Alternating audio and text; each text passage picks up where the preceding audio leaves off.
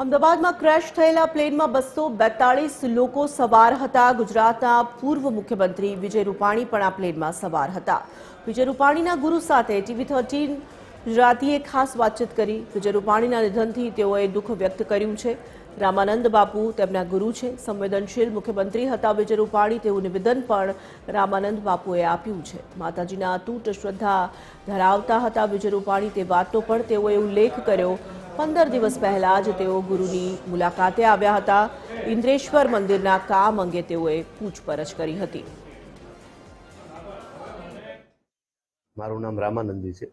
હું રૂપાણી સાહેબના કુળદેવીની જગ્યાનો મહંત છું। છેલ્લા 12 વર્ષથી મહંત તરીકે ફરજ બજાવું છું અને મેં હમણાં જ એવા સમાચાર સાંભળ્યા 1-1.5 વાગે કે રૂપાણી સાહેબ પ્લેન ક્રેશ થયું અને રૂપાણી સાહેબને એમાં દુર્ઘટના થઈ। પણ ખરેખર કોઈ માનવામાં આવે નહીં એવી આ દુર્ઘટનાની વાત છે।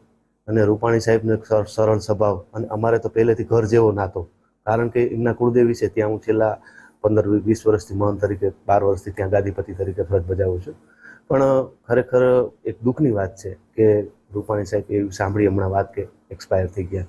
હમણાં 15 દિવસ પહેલાં જ એમના કુળદેવીના મંદિરે ચણાકામાં દર્શન કરવા આવ્યા હતા અને એમને મને કીધું બાપુ આપણે અહીંયા પણ વિકાસ કરવાનો છે અને મા અંબાનું ભવ્ય મંદિર બનાવેલ છે, આપણે બનાવ્યું ને હવે આપણે આ મંદિરનું સાધુ સંતોને રહેવા માટે વિકાસ કરવાનો છે।